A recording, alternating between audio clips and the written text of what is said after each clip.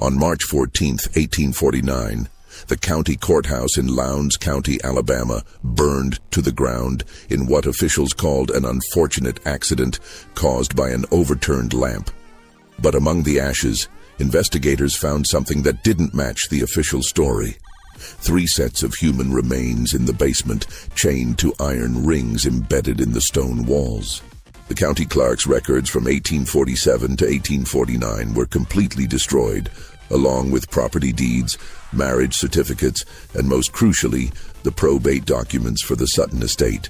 For over a century, descendants of Lowndes County families have whispered about what really happened at Bell River Plantation during those 2 years, about the twin daughters of Colonel Nathaniel Sutton, and about the slave named Marcus, who somehow managed to document everything before he vanished. What you're about to hear has been pieced together from surviving letters, medical records from Mobile, and testimonies given to a northern abolitionist society that was sealed until 1963. Before we continue with the story of the Sutton sisters and the secrets that consumed an entire community, make sure you're subscribed to Liturgy of Fear and hit that notification bell. We uncover the darkest corners of American history that textbooks won't touch. And leave a comment telling us what state or city you're listening from. We love knowing where our audience discovers these forgotten horrors. The truth about Bell River Plantation begins not with the fire, but with a funeral 2 years earlier, and with 2 women who had been taught that survival meant absolute control. Lowndes County in 1847 stretched across some of the richest cotton-growing soil in Alabama. Black earth that made men wealthy and carved the landscape into kingdoms of white columned houses surrounded by fields that reached the horizon. The county seat of Hayneville sat at the center of it all, a collection of brick buildings and dirt streets where planters conducted business, and their wives pretended not to know where the family wealth truly came from. Bell River Plantation lay 8 miles south of town, accessible only by a private road that wound through stands of water oak and across 2 tributaries of the Alabama River. Colonel Nathaniel Sutton had built the main house in 1828, a 3-story structure with 12 rooms and a separate kitchen building connected by a covered walkway. The slave quarters, 24 cabins arranged in 2 precise rows, sat a quarter-mile behind the main house, close enough to be summoned quickly, far enough that the colonel didn't have to hear the sounds of the lives he owned. The colonel had made his fortune in cotton, but his reputation came from something else entirely. He'd served in the Creek War under Andrew Jackson, and brought back from that conflict a belief that humans could be improved through careful breeding, the same way one improved livestock. His library contained medical texts from Philadelphia, agricultural journals from Virginia, and personal correspondence with men at universities who shared his convictions about racial hierarchies and biological destiny. He kept meticulous records, measurements, observations, genealogies traced back 3 generations. His neighbors called him eccentric but brilliant. His slaves called him something else entirely, though never where white ears could hear. The colonel never married. Instead, he'd purchased a slave woman named Ruth in 1824 from a Charleston trader, a woman described in the bill of sale as of uncommonly fair complexion and genteel bearing. Ruth gave birth to twin daughters in 1825, Sarah and Catherine. The colonel raised them in the main house, educated them with tutors from Mobile, dressed them in fine clothes ordered from New Orleans. But he never freed them. He never acknowledged them as his daughters in any legal document. On paper, they remained his property, an arrangement that gave him absolute authority over every aspect of their existence. Sarah and Catherine grew up in a peculiar isolation. They learned to read and write, to paint watercolors and play the pianoforte. They studied literature and mathematics, geography and French, but they rarely left the plantation grounds. The colonel controlled who visited and when, screening every potential social contact through his own rigid criteria. He told them they were special, that they had been given advantages that elevated them above their station, but that the world beyond Bell River would never understand or accept them. He taught them that safety came from seclusion, that trust was a weakness and that power however limited, was the only currency that mattered. The twins learned these lessons too well. They developed their own language of glances and gestures, finishing each other's sentences, sometimes falling silent for days and communicating only through notes passed across the dinner table. They wore identical dresses in coordinating colors, Sarah in deep green, Catherine in midnight blue. They read the same books at the same pace, one starting at the front, one at the back, meeting in the middle. They shared everything: hairbrushes, jewelry, secrets, and eventually something darker. Their mother Ruth died in 1839, officially from pneumonia, though the slave quarters whispered about bruises on her arms and fear in her eyes during her final weeks. After her death, the colonel's control over his daughters tightened like a noose. He installed locks on their bedroom doors that could only be opened from the outside. He required them to submit weekly written reports on their activities, their thoughts, their dreams. He began testing them, leaving valuables in obvious places to see if they would steal, introducing them to male visitors to observe their reactions, creating situations designed to reveal any hidden rebellions. The plantation itself prospered through these years. By 1847, the colonel owned 63 enslaved people whose labor produced 142 bales of cotton annually. He sold his crop through factors in Mobile and invested the profits in more land, more slaves, more books for his ever-growing library. The slave population at Belle River had an unusual demographic profile and disproportionate number of light-skinned individuals, more children than the birth rate should have produced, and a disturbing pattern of families separated and sold away just as children reached adolescence.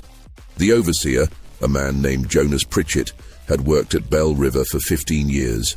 He lived in a cottage near the slave quarters and carried out the colonel's orders with mechanical precision. Pritchett kept his own records: punishment logs, work assignments, dietary restrictions for slaves the colonel had designated for his breeding program. These notebooks, written in Pritchett's cramped handwriting, documented atrocities with the casual tone of farming reports. Which women were forced into which cabins, which children were sired by which men, which pregnancies were terminated and by what methods. In the main house, Sarah and Catherine understood more than their father realized. They read his journals when he traveled to Mobile on business. They listened at doors and gathered fragments of conversations between Pritchett and the colonel. They knew what happened in the quarters after dark, knew which of the slaves were their half-siblings, knew that their father viewed human beings as experimental subjects in his personal laboratory of racial theory, and they learned to hate him with a cold, patient fury that would have terrified him if he'd recognized it. The morning of February 3rd, 1847 arrived with unseasonable warmth, temperatures climbing into the low 60s even before noon. Colonel Sutton had spent the previous evening in his study, working by lamplight on correspondence with a professor at the Medical College of South Carolina. The household staff noticed nothing unusual when he failed to appear for breakfast. He often worked through the night and slept late. It was Pritchett who found him at 10:30, slumped in his leather chair with papers scattered across his desk. The colonel's face had a grayish tinge, and when Pritchett touched his hand to wake him, the skin felt cold and waxy. Doctor. Amos Grayfield arrived from Hayneville 2 hours later and pronounced Colonel Nathaniel Sutton dead, estimating the time of death as sometime between midnight and dawn. Heart seizure, Dr. Grayfield declared, barely glancing at the body. Man was 56 years old, worked himself to exhaustion. I'd warned him about his choleric temperament and excessive mental strain. The heart gives out, simple as that. But several details didn't align with this tidy diagnosis. The colonel's dinner tray, brought to the study at 8 o'clock the previous evening, sat on a side table with the food barely touched.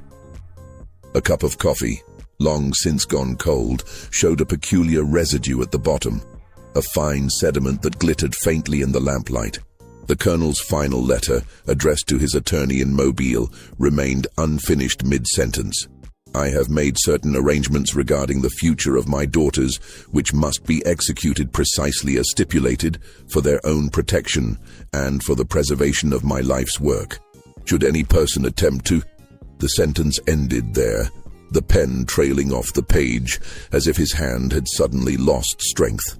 Sarah and Catherine stood together in the hallway outside their father's study, wearing matching black mourning dresses that they'd somehow procured despite having no prior knowledge of his death.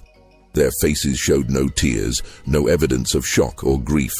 They held hands, fingers interlaced, and watched the proceedings with identical expressions of watchful calm. "We should examine him more thoroughly," suggested Mr. Harold Breckenridge, a neighboring planter who'd arrived to pay his respects. "Nathaniel was in good health last month when I saw him at the courthouse. This seems rather sudden." The colonel worked himself into the grave. "Doctor," Grayfield snapped, irritated at having his professional judgment questioned. "I've seen it 100 times. The body simply gives out. Now, if you'll excuse me, I need to speak with the daughters about funeral arrangements." But Dr. Grayfield never got that conversation. Sarah addressed him first, her voice perfectly modulated and cold as January rain. "Dr. Grayfield, we appreciate your prompt attendance. The funeral will be held 3 days hence with burial in the family plot. Mr. Jeremiah Osgood, our father's attorney from Mobile, has been summoned and should arrive by tomorrow evening. Until such time as the will is read and the estate settled, Catherine and I will manage the plantation affairs. Pritchett will continue as overseer under our direct supervision." The men in the room exchanged glances. Women didn't manage plantations, certainly not unmarried women barely 22 years old. And there was something else, something they couldn't quite articulate, a sense that Sarah and Catherine had been waiting for this moment, that they'd rehearsed these words and knew exactly how events would unfold. "Now, Miss Sarah," Mr. Breckenridge began in the patronizing tone men reserved for women discussing matters beyond their comprehension. "You can't seriously expect to..." "Our father educated us specifically for this eventuality," Catherine interrupted, her voice a mirror of her sister's. "We understand crop rotation, market factors, the management of field labor. We've studied his methods for years. This plantation will continue to operate at its current level of productivity." What the men didn't know, couldn't know, was that Sarah and Catherine had prepared for this day for months. They'd studied their father's account books, memorized the names and capabilities of every enslaved person on the property, learned which merchants in Hayneville could be manipulated and which needed to be avoided. They'd planned for every contingency except one, the specific contents of their father's will. The funeral took place on February 6th, under gray skies that threatened rain but never delivered. 43 neighbors and business associates attended, gathering in the parlor where the colonel's body lay in a walnut casket lined with white satin.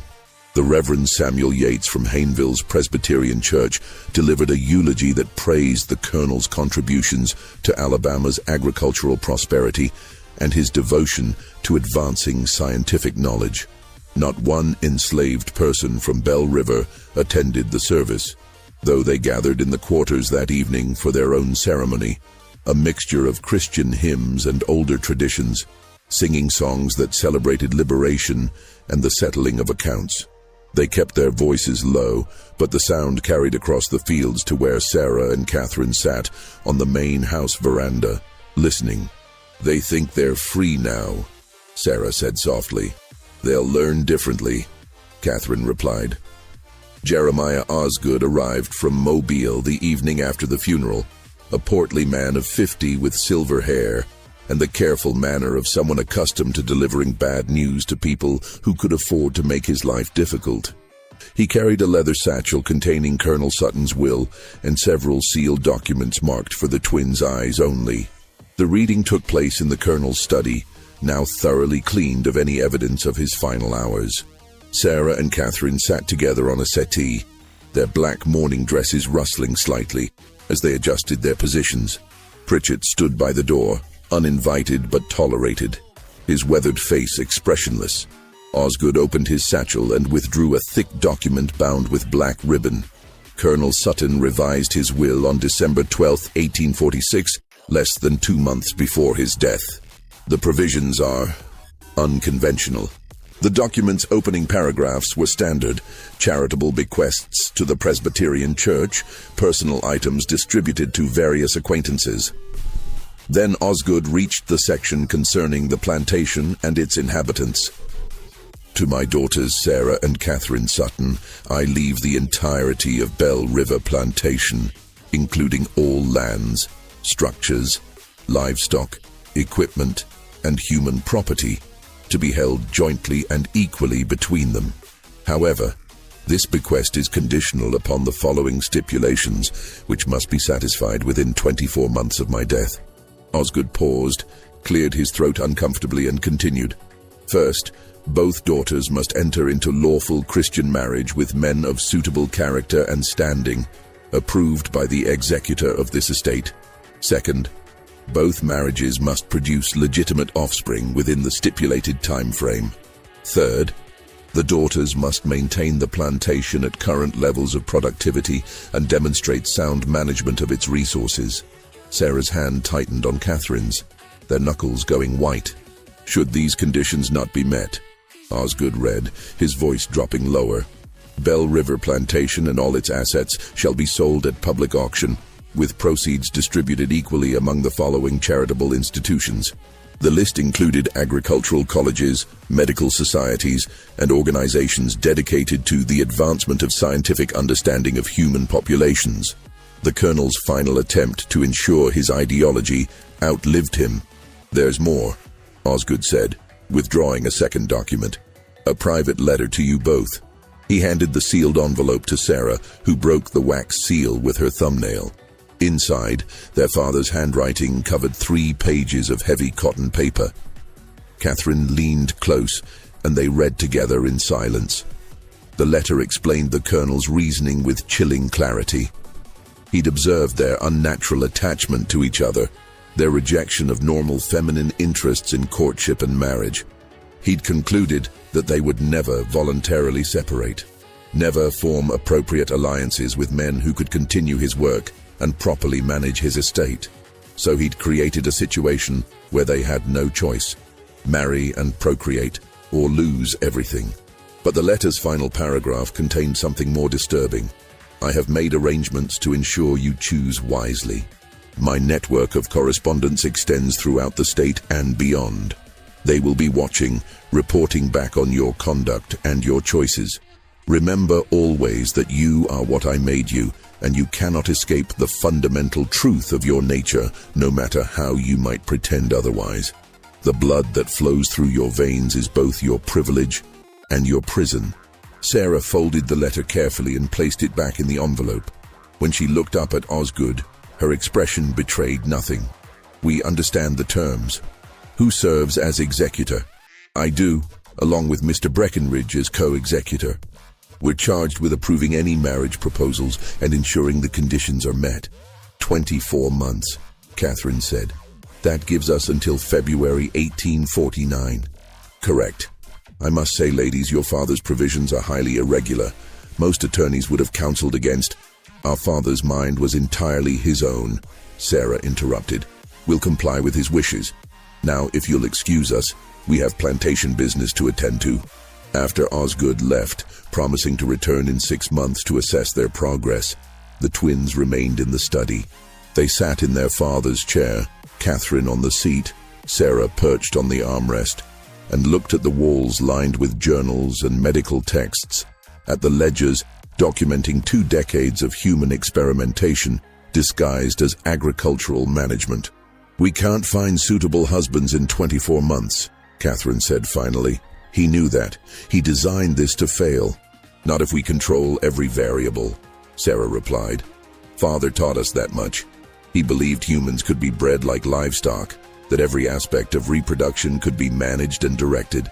We'll prove him right, just not the way he intended. What are you suggesting?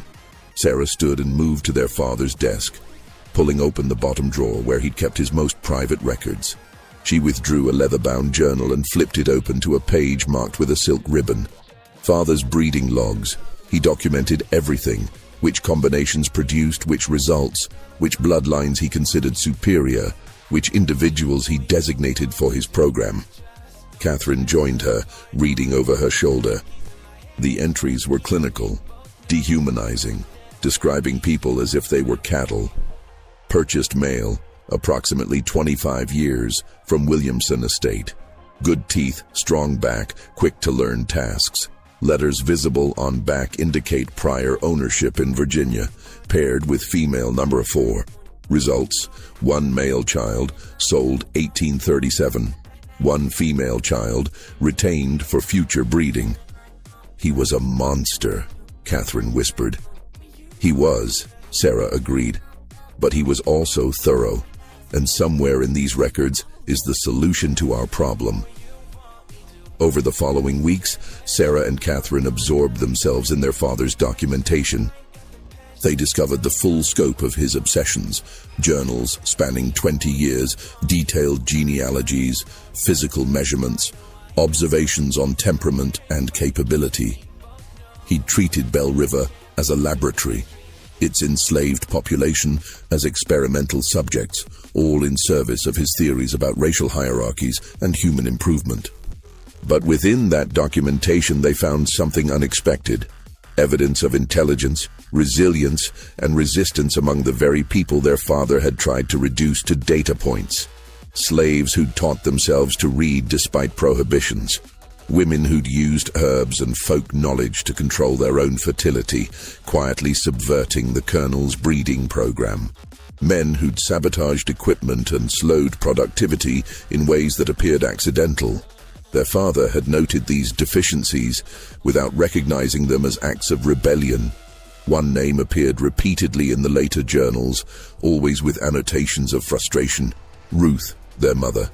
The Colonel had purchased her expecting a compliant bearer of children for his experiments. Instead, he'd found a woman who resisted him in subtle, persistent ways, teaching her daughters to read when he was away, whispering to them about the life she'd known before slavery, planting seeds of doubt about his absolute authority. "She tried to protect us," Catherine said, tracing her finger over their mother's name in the ledger. "Even when she couldn't save herself." "Then we owe her more than survival," Sarah replied. "We owe her victory, but victory required resources, time, and one more element they didn't yet possess. A man they could control completely, whose presence would satisfy the letter of their father's will while violating its spirit entirely." The solution arrived in late April, though they didn't recognize it immediately. The spring auction in Hayneville drew sellers and buyers from across central Alabama, transforming the courthouse square into a marketplace of human misery. Enslaved people stood on a raised platform, while white men examined them like livestock, checking teeth and muscle tone, asking invasive questions about work history and health. The air smelled of dust and sweat and fear. Sarah and Catherine attended with Pritchett, ostensibly to purchase additional field hands for the expanded acreage they planned to cultivate. They wore black veils, still in mourning, which gave them anonymity in the crowd and allowed them to observe without being observed too closely. The morning sales proceeded predictably. Field workers going to plantation owners, domestic slaves to town families, children torn from parents and sold to different buyers. Then, shortly before noon, something unusual appeared on the auction block. "Next lot," the auctioneer called. "Property of the Granville estate, recently deceased. One male, age approximately 28, name of Marcus. Got his letters, can figure, worked as a house servant and tutor to the Granville children. No history of rebellion, no attempts to run. Starting bid, $1,000. Marcus stood on the platform with straight posture and level gaze, neither defiant nor submissive. He wore clean but worn clothing, and his hands, the hands of someone who worked with ledgers rather than cotton, showed no calluses. His skin was several shades lighter than most of the people sold that morning, suggesting mixed ancestry. But what caught Sarah's attention was something else entirely: the way he scanned the crowd. Not with the defeated resignation she expected, but with calculation, as if he was evaluating potential buyers just as they evaluated him. "Educated slaves are risk," someone in the crowd called out. "Gets ideas above his station. Perfect for a household that needs bookkeeping done," the auctioneer countered. "How many of you can balance your own accounts? Here's a man who can do it for you. Now do I hear 1,000? The bidding opened slowly. Most planters didn't want an educated male slave. Too much potential for trouble, for reading abolitionist newspapers, for forging travel passes. But a few town merchants showed interest, seeing value in someone who could manage their stores or handle correspondence. Sarah leaned close to Pritchett. "Bid. Miss Sarah, we don't need bid." Pritchett raised his hand. 1,000. 1,200, countered a merchant from Montgomery. 1,300, Pritchett called. The bidding climbed to 1,600 before the Montgomery merchant dropped out, shaking his head at the inflated price for a single male slave, educated or not. Sarah had paid more than market value, a fact that would fuel gossip in the weeks ahead. Marcus was delivered to Bell River 3 days later, walking the 8 miles from Hayneville with his few possessions in a cloth bag. Pritchett met him at the plantation entrance and led him directly to the main house, where Sarah and Catherine waited in the study. "You can read and write," Sarah said. It wasn't a question. "Yes, ma'am." Marcus's voice was educated, careful, revealing nothing of what he might be thinking. "You tutored the Granville children. What did you teach them?" "Reading, writing, arithmetic, some geography and history. Whatever their father requested." Catherine circled him slowly, appraising. "The Granvilles were known abolitionists, Quakers, I believe. They allowed their slaves to be educated?" For the first time, something flickered in Marcus's eyes. Wariness, perhaps, or recognition that this conversation was more complicated than it appeared. "Mr. Granville believed all people possessed souls and minds worthy of development, ma'am." "And you?" Sarah asked. "What do you believe?" "I believe I'm standing in front of 2 women who paid too much for me and who clearly have something specific in mind beyond field labor." The twins exchanged glances. Their father had taught them to view enslaved people as objects, incapable of analysis or autonomous thought. Marcus had just demonstrated both within 30 seconds. "We have an unusual situation," Sarah said carefully. "Our father died recently, leaving conditions on our inheritance that require creative solutions. We need someone educated, discreet, and capable of understanding complex arrangements." "What kind of arrangements?" "The kind that must remain private within this household," Catherine replied. "You'll live in the main house, not the quarters. You'll have access to our father's library. You'll be treated well, fed properly, given freedoms that would be extraordinary elsewhere. But in exchange, you'll do exactly what we say, when we say it, without question or hesitation."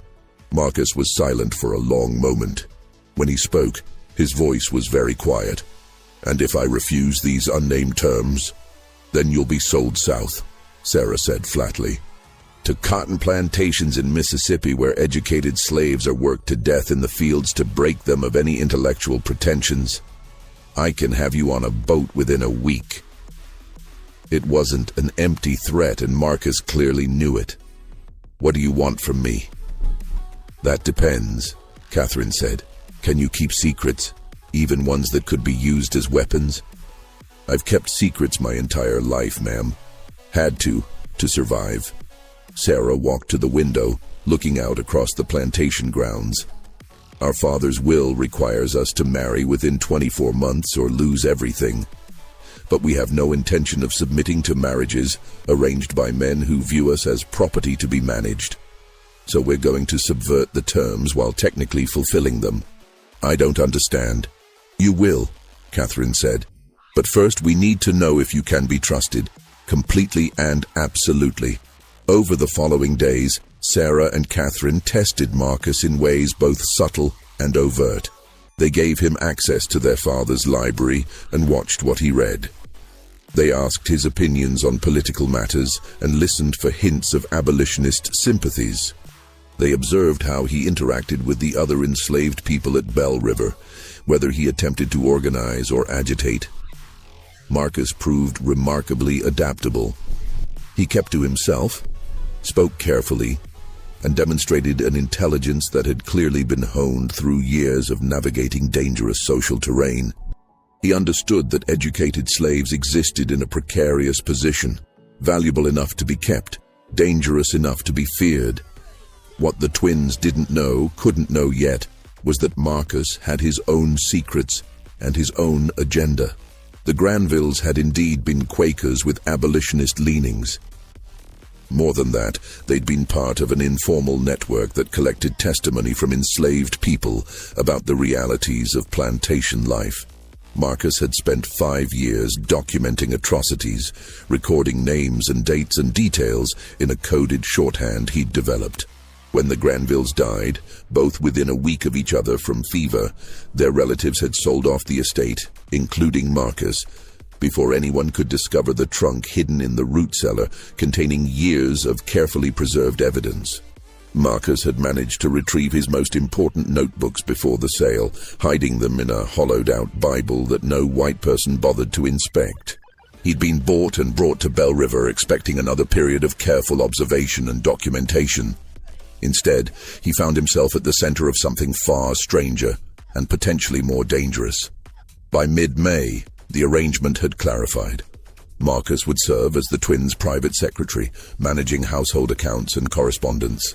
But more than that, he would be their confidant in a scheme they hadn't yet fully explained.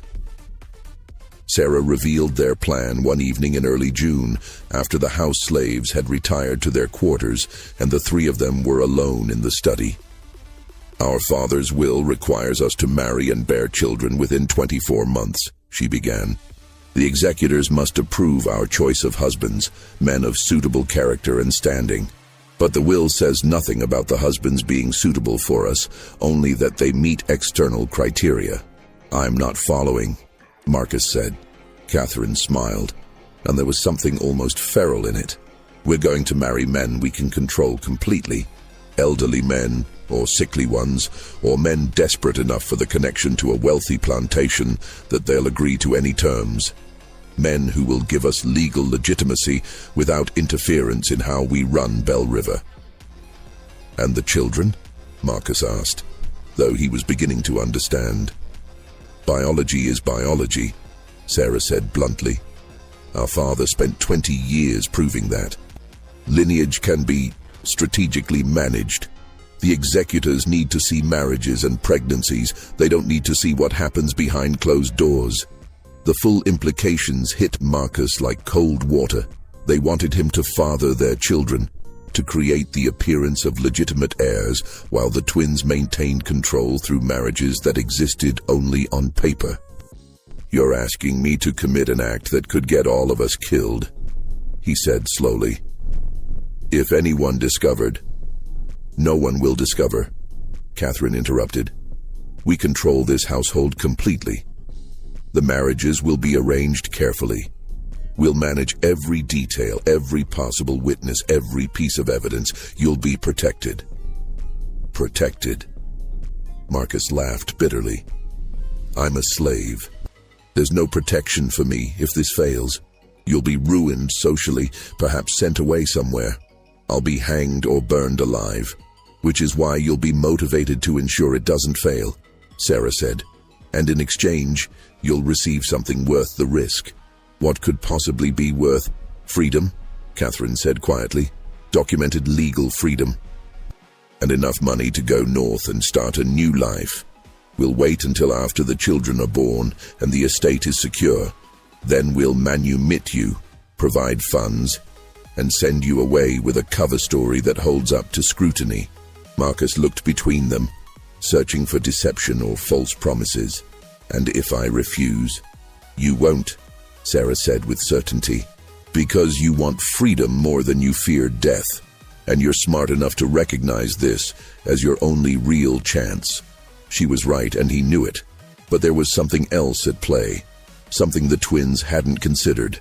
Marcus saw in their scheme not just a path to personal freedom, but an opportunity to document and expose the entire system. If he could gather evidence about the Sutton family's secrets, about the Colonel's experiments, about the network of planters and overseers who'd collaborated in decades of atrocities, he could send that information north and strike a blow against the institution that had stolen his life. "I'll do it," he said finally, "on one condition." "You're not in a position to make conditions," Catherine said. "I am, if you want my cooperation rather than my resentful compliance. I want to know everything. Your father's journals, his correspondence, his breeding logs, all of it. If I'm risking my life for this scheme, I deserve to understand the full context." The twins considered this. Giving Marcus unrestricted access to their father's papers was dangerous, but refusing might create exactly the resentful compliance he'd mentioned. "Agreed," Sarah said. "But you'll study them here, in this room under our supervision. Nothing leaves this house." Acceptable. What none of them said aloud was that they'd each just made a bargain with someone they didn't fully trust, gambling their futures on a deception so audacious it could only succeed if every element aligned perfectly. And in Lowndes County, Alabama in 1847, perfection was in very short supply. Aumento de tensión. The summer months brought oppressive heat to Bell River, the kind that made the air thick as syrup and turned every physical task into an ordeal. But inside the main house, behind closed shutters and drawn curtains, a different kind of pressure built. Sarah and Catherine began their search for suitable husbands with the cold calculation their father had taught them. They needed men who met the executor's criteria for character and standing, while being vulnerable enough to manipulate. They compiled a list from Osgood's suggestions and their own observations of Lowndes County society. The first candidate was Mr. Edmund Varley, a 68-year-old widower whose cotton operation had struggled since his sons moved west to seek opportunities in Texas. Varley had been a friend of the Colonel's and expressed immediate interest when approached about a potential match with one of the twins. "A beautiful opportunity," he declared during his first visit to Bell River in July, his watery eyes roaming over Catherine with an expression that made her skin crawl. "Union of two fine properties, continuation of your father's legacy. I'd be honored to guide you through the complexities of plantation management." Catherine smiled and said nothing. After Varley left, she scrubbed her hands raw in the wash basin as if she could remove the memory of his palm on her arm during the tour of the grounds. "He'll do," Sarah said clinically. "He's desperate to restore his reputation after last year's failed crop. He'll agree to any prenuptial terms to secure the connection." "I can't," Catherine whispered. "Sarah, I can't let him touch me." "He won't. That's the point. The marriage is legal fiction. Marcus fathers the child, Varley gets credit, and we maintain control." But arranging two such marriages proved more complex than anticipated. The executors, particularly Breckenridge, had strong opinions about suitable matches. When Sarah suggested she might marry a merchant from Mobile, a man of 42 with moderate success in the cotton trade, Breckenridge rejected him immediately. "Unsuitable background," he declared. "Your father intended you to marry into established planter families, not commercial classes. The man's grandfather was an indentured servant, for God's sake." The twins pushed back, arguing that the will's language didn't specify planter families, only men of suitable character and standing. But Breckenridge held firm, threatening to petition the courts to clarify the will's intent if they continued pushing inappropriate candidates. "He's trying to force us into marriages that benefit him," Sarah fumed after one particularly contentious meeting. "He has sons, you realize. He's probably angling to marry one of us off to his own family." While the marriage negotiations dragged on, Marcus immersed himself in Colonel Sutton's papers. What he found there exceeded his worst expectations. The Colonel's breeding program had operated for 2 decades with systematic brutality. He'd forced specific pairings, sold away children who didn't meet his criteria, and separated families with no consideration for human bonds. He documented everything in clinical language that dehumanized people into data points. Female number 7 shows resistance to breeding assignments. Recommend increased discipline and isolation to induce compliance. But the journals also contained something else, evidence of a network. The colonel hadn't worked in isolation. He corresponded with other planters, with medical professionals, with academics at southern universities. They exchanged research findings, compared methodologies, and discussed ways to advance their theories about racial hierarchies and human improvement. Marcus began making careful copies of the most damning entries, using paper Sarah provided for household accounts and writing late at night when the twins had retired. He developed a system for hiding his copied pages inside a hollowed-out section of his mattress, building a secret archive that would eventually travel north. But he also began to notice something the twins didn't mention: the pattern of illness among Belle River's enslaved population. In late July, 3 women in the quarters developed symptoms: lesions, fever, progressive weakness. Pritchett reported it casually, suggesting they be isolated and given minimal care until they recovered or died. But Marcus had read the colonel's private medical notes and recognized what he was seeing: syphilis. The colonel had infected multiple women, either deliberately as part of his research or through his systematic sexual abuse. Now the disease was spreading through the quarters, passed between couples, transmitted from mothers to infants. Marcus brought his findings to Sarah and Catherine one evening, laying out the medical texts he'd found with their father's annotations. Your father gave them syphilis. Either he contracted it himself and spread it, or he exposed them deliberately. The journals suggest both. And it's killing them. Catherine's face went pale. How many? At least 7 showing symptoms now, but syphilis can remain dormant for years. There's no way to know how many are infected without proper medical examination, and even then, he trailed off, the futility evident. Sarah stood abruptly and walked to the window, her back rigid. Can it be treated? Mercury treatments sometimes, but they're almost as dangerous as the disease itself, and expensive, and would require a doctor willing to treat enslaved people properly, which Marcus didn't need to finish that sentence either. Do it anyway, Sarah said without turning around. Purchase whatever medicines are needed from Mobile. Have Dr. Grayfield come out, and if he refuses to treat them adequately, find someone who will. Miss Sarah, the cost. I don't care about the cost. Our father did this. We're not going to let them die from his depravity.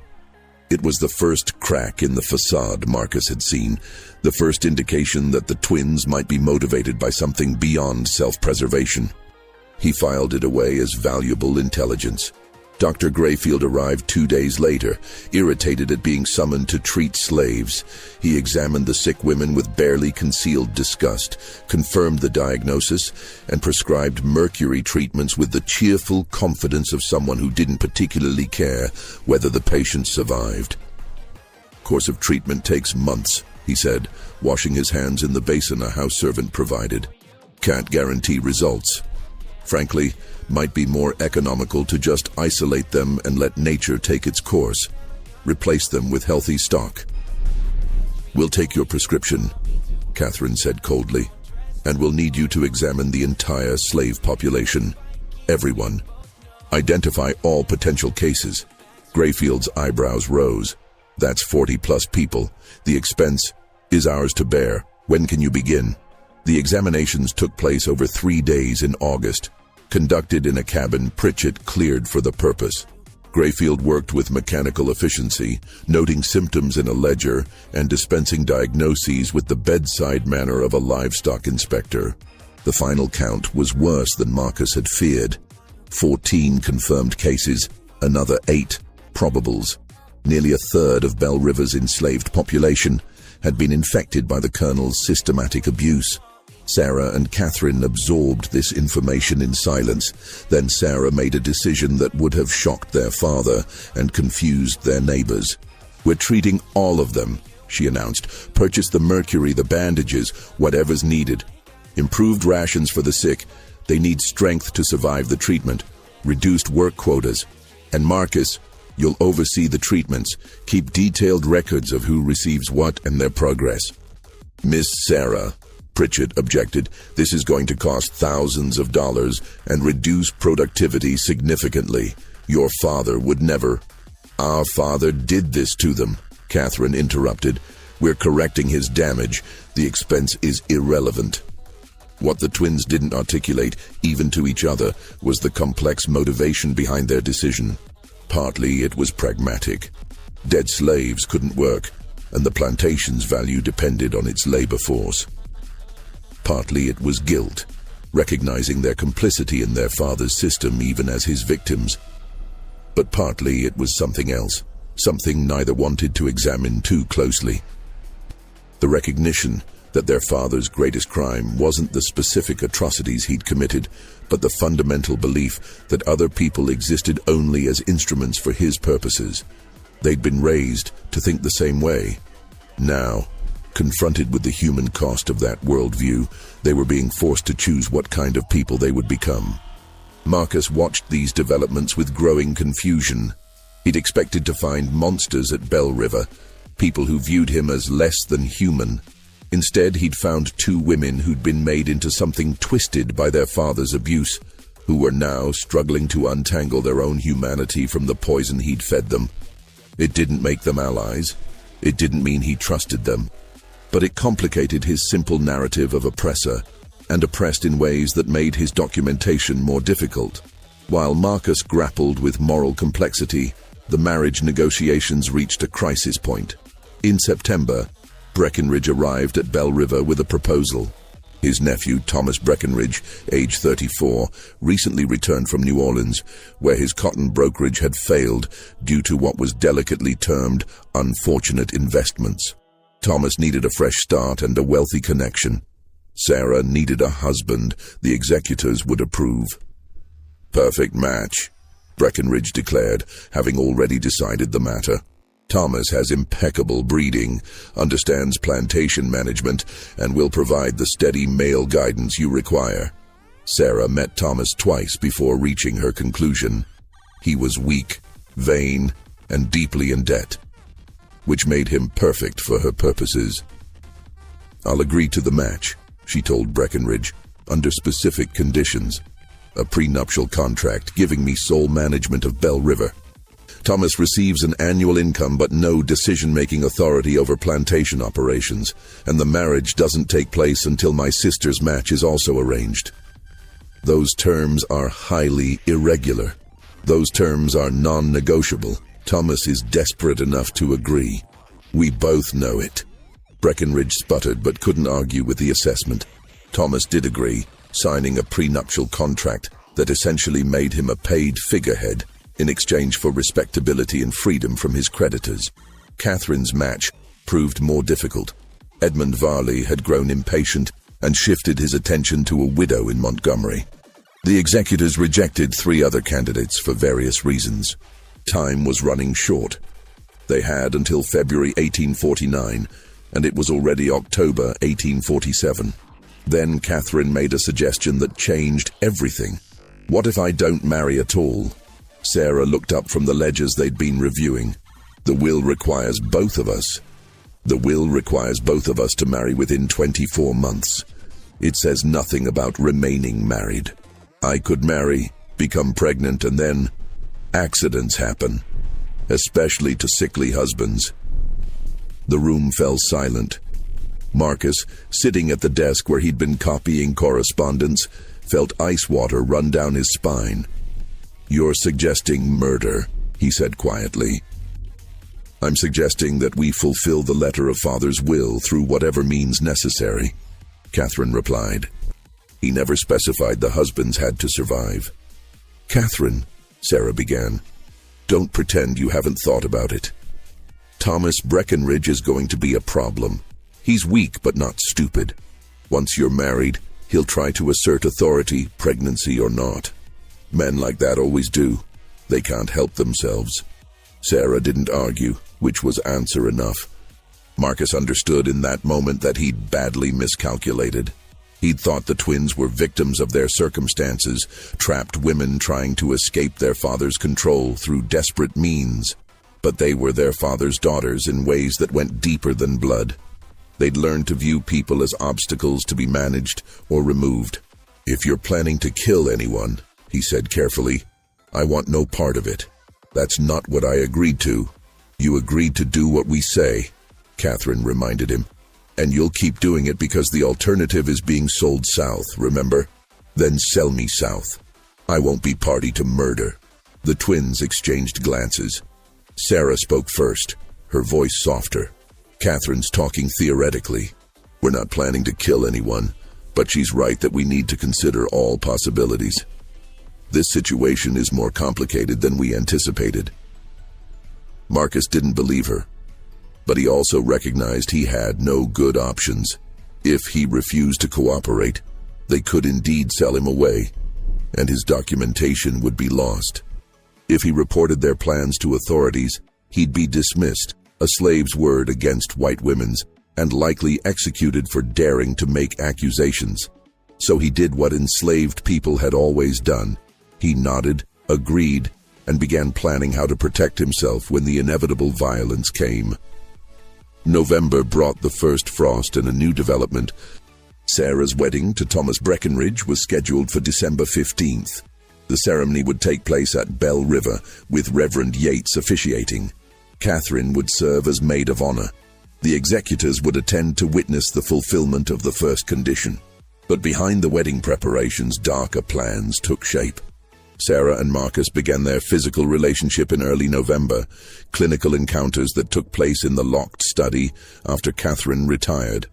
Sarah approached it with the same cold efficiency she applied to plantation management. This was reproduction, not intimacy, a biological function necessary to achieve a goal. Marcus found it profoundly disturbing, not because of the racial taboo they were violating, though that danger hovered over every encounter, but because of the emotional emptiness of it, the way Sarah could separate physical acts from human connection so completely. "My father did this to dozens of women," she said one night afterward as they lay apart on the study floor. "Forced them into exactly this situation. And I swore I'd never be like him. Yet here I am." "You're not forcing me," Marcus said, though it wasn't entirely true. The threat of being sold south hung over everything. "Aren't I? You're enslaved. By definition, you can't consent.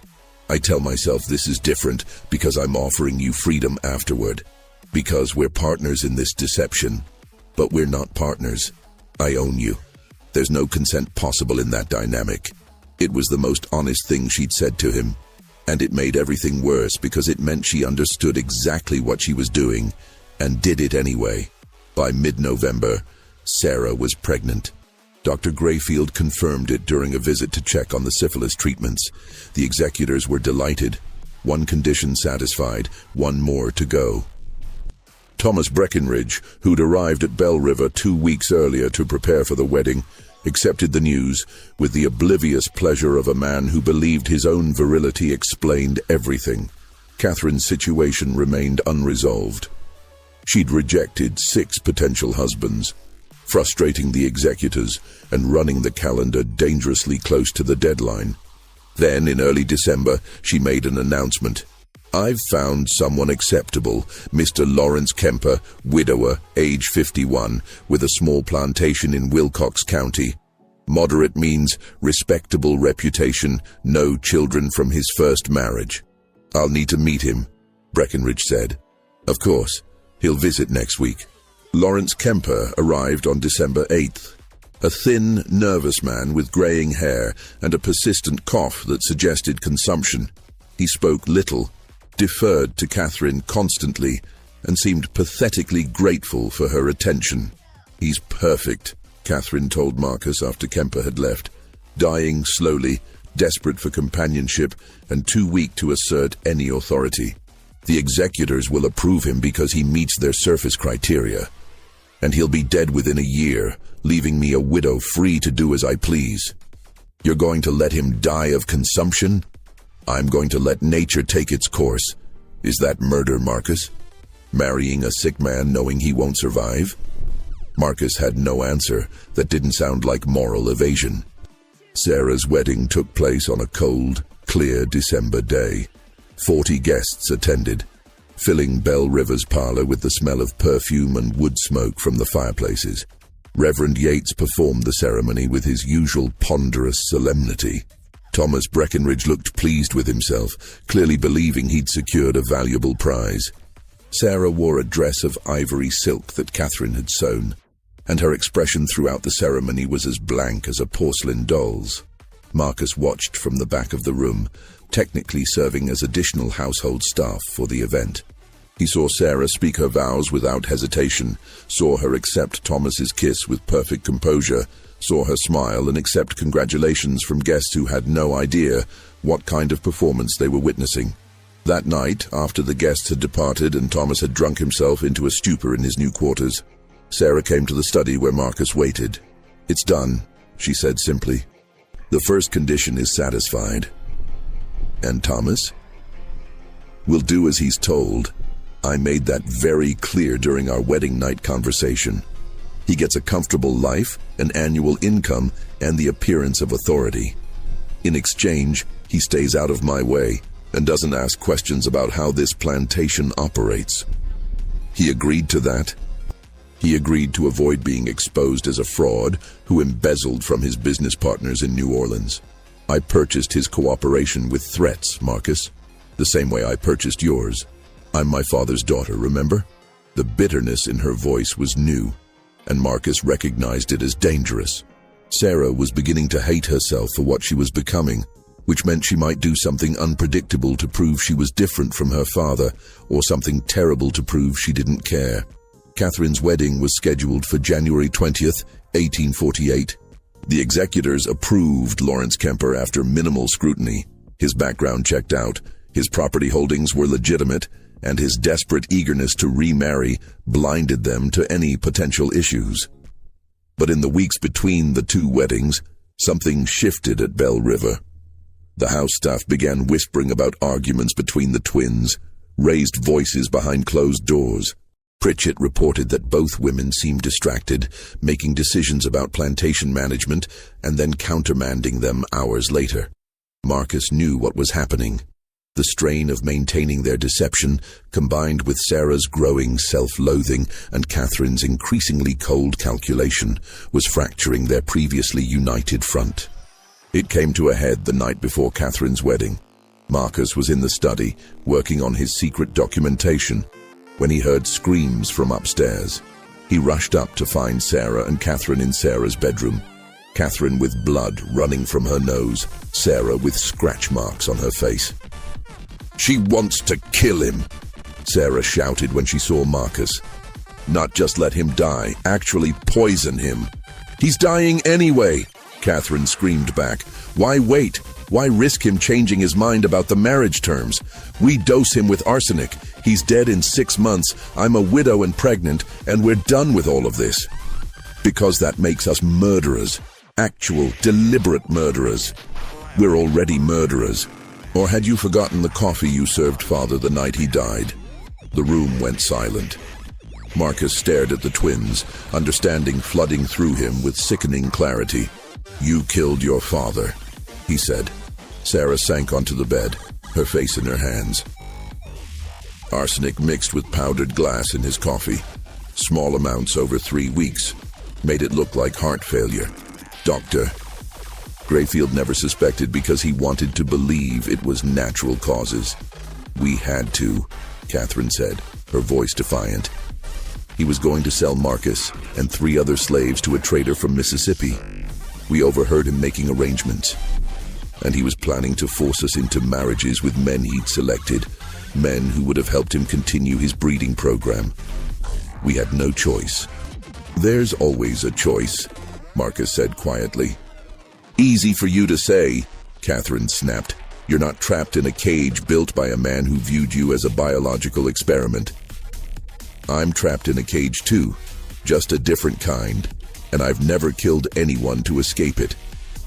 The argument might have continued, but they heard footsteps on the stairs. Thomas, stumbling drunkenly toward his wife's bedroom. The 3 conspirators fell silent, listening to him curse as he fumbled with the door handle, then give up and shuffle away. After he'd gone, Sarah spoke quietly. "We can't do this again. Catherine, if you poison Lawrence, it's over. Someone will notice. Someone will investigate. And all of this, the plantation, our freedom, Marcus's documentation, all of it will be destroyed." "Then what do you suggest? We're running out of time." We wait. We let nature take its course with Lawrence. We endure. And when it's finally over, when we've satisfied father's conditions and secured the inheritance, then we decide who we want to be. Catherine didn't answer immediately. When she did, her voice was tired. I don't know if I can endure anymore. I don't know if there's anything left of me to save. Marcus, watching them, realized he'd been documenting the wrong story. He'd focused on the Colonel's atrocities, the systematic abuse, the breeding program. But the real horror of Bell River wasn't what had been done to enslaved people, though that was horror enough. It was what had been done to the twins themselves, the way their father had twisted them into weapons and then aimed them at each other. They were victims and perpetrators simultaneously, trapped in roles they hadn't chosen, but were now performing with increasing desperation. And Marcus was trapped with them, his own survival dependent on a scheme that seemed more likely every day to end in catastrophic violence. Catherine's wedding to Lawrence Kemper took place on January 20th, 1848, a smaller affair with only 20 guests. Kemper looked skeletal, his cough worsening in the January cold. He needed Catherine's support to walk to the parlor where Reverend Yates waited. The ceremony lasted 12 minutes. When Yates pronounced them married, Kemper attempted to kiss his bride but was seized by a coughing fit that left blood on his handkerchief. Consumption's got him good, Dr. Grayfield muttered to Breckenridge. Give him 6 months, maybe less. Lawrence Kemper moved into Bell River that evening, taking a bedroom far from Catherine's. He seemed pathetically grateful for every small kindness, thanking servants repeatedly for bringing him water and stoking his fire. Catherine and Marcus began their encounters in early February. Unlike Sarah's bitter honesty, Catherine treated it as another transaction to be completed efficiently. She scheduled specific times and afterward left without conversation. By March, Catherine was pregnant. Lawrence Kemper, confined to his bed by worsening illness, accepted the news with confused pleasure. Thank God, he wheezed. You'll have something to remember me by. The executors visited in April to verify both pregnancies. They found everything in order. Both twins married, both pregnant, cotton production maintained. Breckenridge pronounced himself satisfied. Meanwhile, Marcus spent his nights documenting everything. He now had evidence of the Colonel's breeding program, the syphilis epidemic, the poisoning, and the marriage scheme. But he still couldn't figure out how to get the documents north without being caught. In May, a traveling preacher named Jacob Sturgis arrived, claiming to collect missionary donations. During dinner, Sturgis mentioned spending time in Philadelphia. Marcus caught the emphasis, a known abolitionist center. He made a small hand gesture, a sign used by Underground Railroad operatives. Sturgis paused mid-sentence, his eyes flickering to Marcus, then continued without missing a beat. Later, Marcus approached him near the stable. I have documents, evidence of crimes. It needs to reach Philadelphia. After consideration, Sturgis agreed. Marcus spent 10 days copying his most crucial documentation onto thin paper, writing in microscopic hand. He documented the Colonel's experiments, the forced breeding, the syphilis epidemic, the poisoning, and his own role in the twins' scheme. He enlisted Isaiah, a field worker, to deliver the documents to Sturgis in Selma. 2 weeks later, Isaiah returned, confirming delivery. Marcus felt simultaneously liberated and terrified. The evidence now existed beyond the twins' control.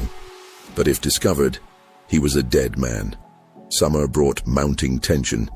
Sarah's pregnancy advanced normally, though she grew increasingly withdrawn.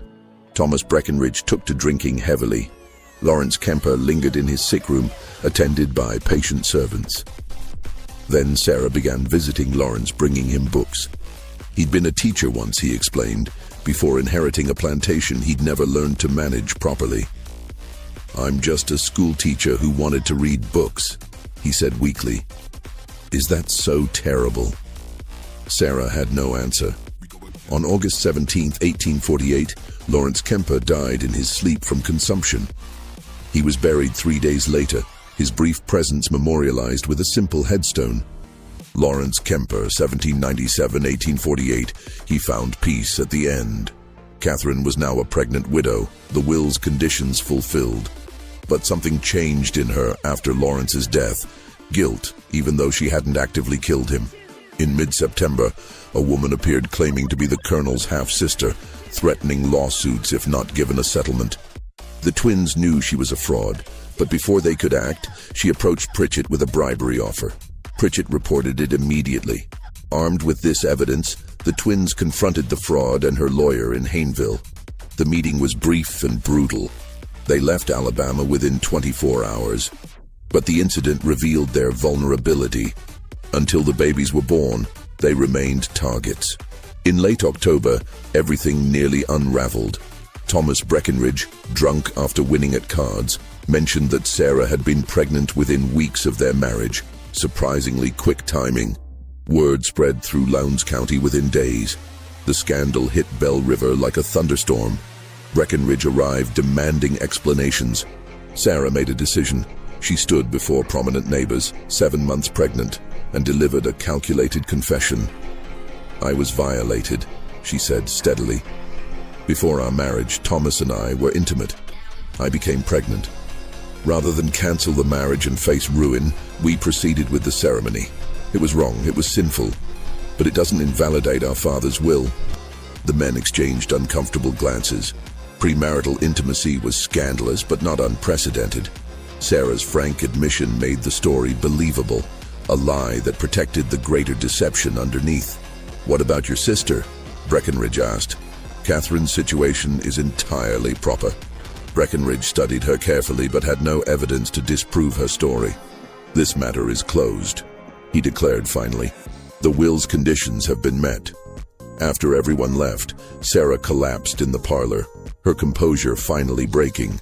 Sarah went into labor on November 14, 1848. The labor lasted 18 hours. At dawn on November 15th, a baby's cry pierced the morning silence. "A girl," the midwife announced. "Small but healthy." Sarah lay exhausted against the pillows, her daughter wrapped in blankets beside her. The baby had dark hair and ambiguous features, useful in a house built on lies.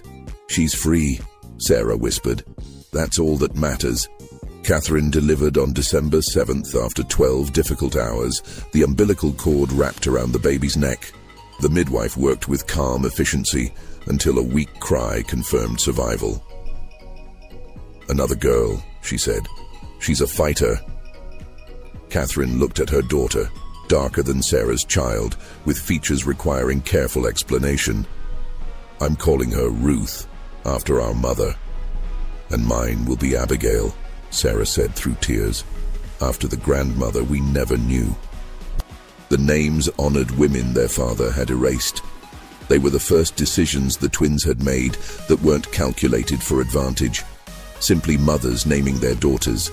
The executors visited on December 20th to verify both births and finalize the estate transfer. Breckenridge examined the babies clinically, noted their existence, and pronounced the will's conditions fully satisfied. Bell River Plantation is hereby transferred to Sarah Breckenridge and Catherine Kemper. The estate is officially closed. After he left, Sarah felt nothing. No triumph, no relief, just exhaustion. They'd won, but the cost had been enormous. Marcus entered carrying Abigail. She wants her mother. As Sarah took her daughter, she made a decision. "We're keeping our promise. Your manumission papers will be filed next week. Funds sufficient to reach Philadelphia and establish yourself there." Marcus had been expecting delays. The directness caught him off guard. Just like that. "We made an agreement. I'm honoring it. And the documents I sent north?" Sarah's eyes narrowed. "I know about those. Pritchett intercepts all correspondence. I know what was in them. Everything about Father's programs, the poisoning, our arrangement. Then why didn't you? Because you were right to document it. Someone needs to tell the truth. Maybe your testimony will reach people who can change things." Catherine appeared with Ruth. "We're not stopping you, but we're asking for 6 months. Stay until June, help stabilize operations. Then leave with our blessing and enough money to start fresh." It was masterful manipulation, but also honest. 6 months, he agreed. The winter passed in relative peace. Syphilis treatments continued, with several making full recoveries. The twins settled into motherhood while maintaining efficient plantation operations. Marcus spent evenings preparing for departure, but found himself reluctant to leave. He'd developed attachment to the children he'd fathered and complicated understanding of the twins themselves. Victims attempting to escape victimhood, trying to be better than they'd been raised to be. In March, a letter arrived from Pennsylvania addressed to Marcus. It was from Jacob Sturgis. The testimony had reached the Pennsylvania Anti-Slavery Society. They were compiling it for a report on Alabama plantations. "Father's legacy will be exposure and condemnation," Sarah said quietly. "Everything he believed will be used as evidence of the system's depravity." "He was a monster," Marcus said. "I know, but he was also my father." They moved Marcus's departure to mid-April. The night before he left, Sarah called him to the study. "I've been thinking about what we did," she said. "We convinced ourselves we were different from Father because we offered you freedom, but we weren't different. We just used more sophisticated coercion." "I know. And yet you stayed the extra months, completed the treatments.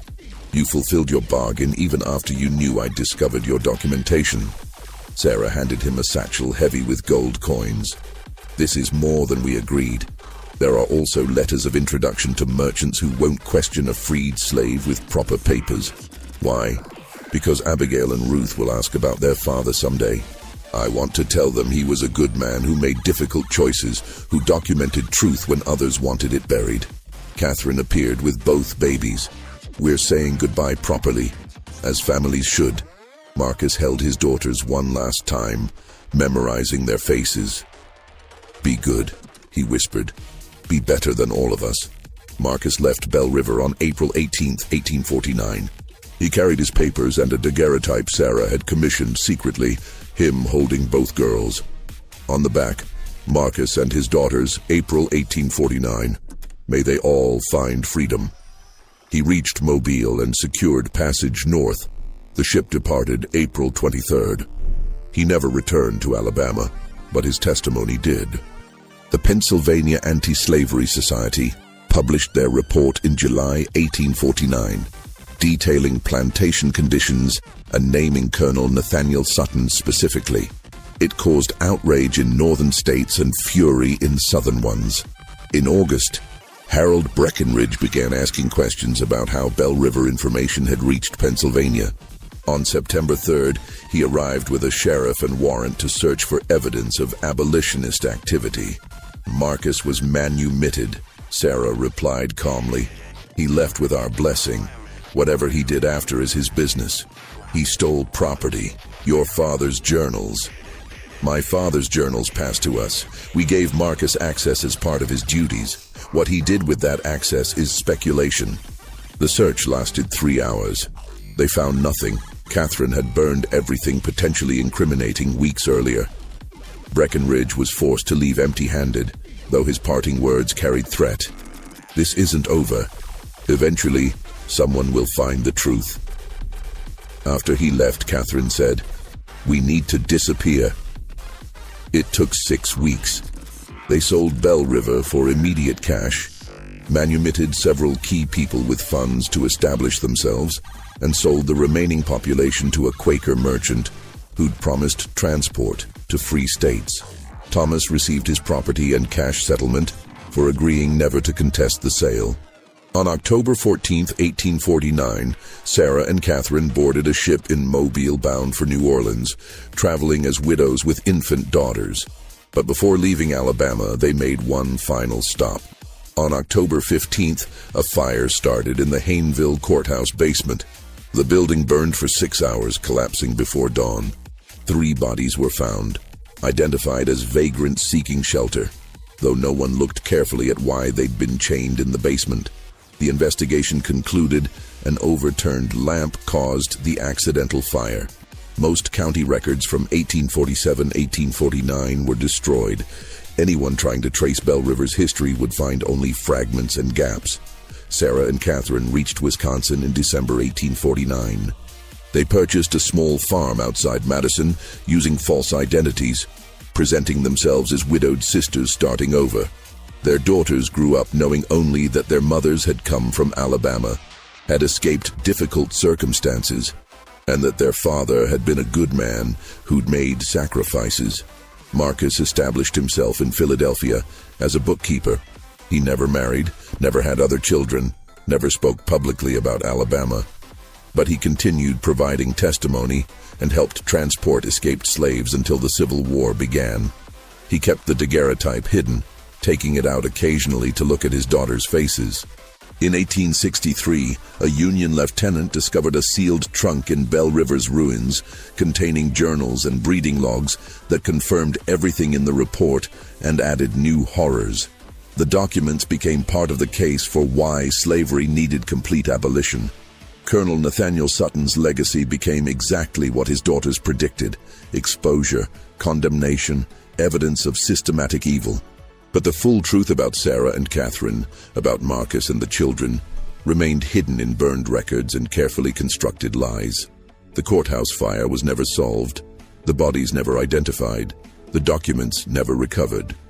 And the truth about the Alabama twin sisters who shared one male slave between them until they both got pregnant remained buried in ash and silence for over a century. Some historians claim the story is fabricated, that no records exist to support the alleged events.